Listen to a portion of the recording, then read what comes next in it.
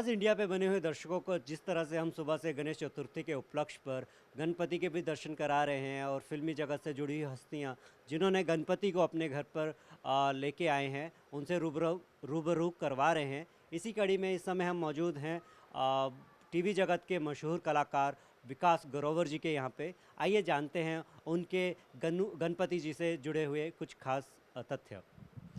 अ, विकास जी, आवाज़ इंडिया की टीम की तरफ से आपको गणपति की हार्दिक शुभकामनाएं।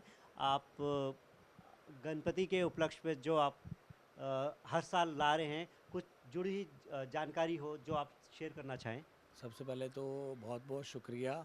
और मैं ये कहना चाहूँगा कि आप सबको भी, आप सभी दर्शकों को भी गणपति की, गणेश चतुर्थी की बहुत बहुत शुभकामनाएं। तो मैं आपसे ये कहूँगा कि ये मेरा 12th ईयर है गणपति का। मुझे बॉम्बे आए हुए 13 साल से ऊपर हो गए हैं। तो मैं 2011 में बॉम्बे आया था एंड अगस्त का टाइम था। यही अगस्त का टाइम था जब मैं बॉम्बे आया था और गणपति का ही टाइम था। मतलब उस टाइम बस मैं आया था और 10-15 दिन बाद ना गणपति का ये शो। और मैं दिल्ली से हूँ, मेरी सारी स्कूलिंग दिल्ली से हुई है, मेरा पूरा कॉलेज दिल्ली से हुआ है।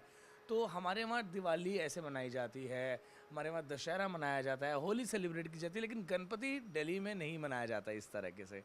तो जब मैं यहाँ आया तो मैंने जब ये फेस्टिवल देखा कि गणपति इतने, मतलब दिवाली तो कुछ भी नहीं है, जिस तरीके से यहाँ पर महाराष्ट्र में गणपति का मतलब सेलिब्रेशन होता है, मतलब ये तो माइंड ब्लोइंग है।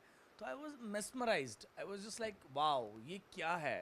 एंड जब मैंने ये देखा तो मैं बहुत खुश हुआ, मुझे बहुत अच्छा लगा, अच्छी वाइब थी। उसके बाद आते हैं जैसे नवरात्रे, तो उसमें डांडिया नाइट होती है, 9 दिन के लोग ड्रेसअप होके लड़के लड़कियां जाते हैं, डांडिया नाइट करते हैं।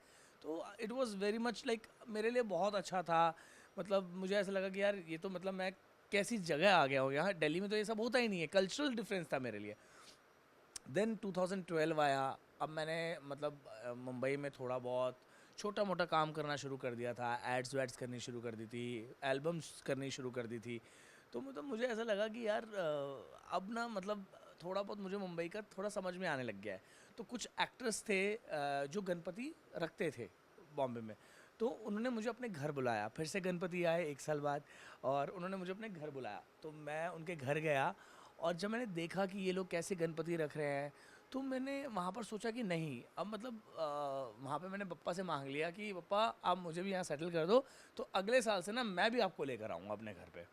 तो तब तक मैं शेयरिंग में रहता था, मतलब लोगों के साथ, जैसे 1 BHK में 6-6 जने रहते हैं, सब लोग ही रहते हैं, स्ट्रगल करते हैं, स्ट्रगल चलता है ना, वो तो अभी भी चलता है। मुंबई ऐसा है कि आपका हर वक्त स्ट्रगल पीरियड है, ठीक है। तो उस टाइम ऐसा था कि 1-1 BHK में हम 6-6 लोग रहते थे। तो मैं कहता था कि यार अब 2013 आने वाला है और गणपति आ रहे हैं, लेकिन मैं ऐसी सिचुएशन में कैसे गणपति लेकर आऊँगा। हाँ, मैं मतलब कोई ऐसी जगह जाऊँ जहाँ मेरा पर्सनल रूम हो, जहाँ पे मैं एटलीस्ट गणपति तो बिठा सकूँ, एक घर हो। तो मैं सोचता था, लेकिन उस दौरान क्या हुआ, गणपति के आने से 20 दिन पहले कुछ सिचुएशन ऐसी हुई कि मैं उस घर से निकला और मैं वर्सोवा यारी रोड पे इनलैक्स नगर करके एक बिल्डिंग है, मैं वहाँ पर शिफ्ट हुआ। वहाँ पर 1 BHK नहीं था, वहाँ पर 2 RK था, जिसमें एक रूम में मेरा दोस्त रुका था और एक सेपरेट रूम में मैं था। तो मैं कहा यार ये तो गणपति बप्पा का इशारा है कि जो मैं सोच रहा था वो हो रहा है, तो क्यों ना जैसे तैसे करके मैं इस बार लेकर आऊँ। तो 2013 was my first year of Ganpati और मैं वो लेकर आया। और अब है 2024, तब से लेके मैं अब तक गणपति बप्पा को हर साल लेकर आता हूँ और खुशियों से लेकर आता हूँ। चलिए, हमारी तरफ से और आवाज़ इंडिया की पूरी टीम की तरफ से गणपति इस तरह से ही आपको इशारे देते रहे और आपको अपने सेवा करने का हमेशा मौका देते रहे। हमारी तरफ से शुभकामनाएं। Hi, this is Vikas Grover here. मेरी तरफ से आवाज़ इंडिया और आवाज़ इंडिया के दर्शकों को गणेश चतुर्थी की हार्दिक शुभकामनाएं।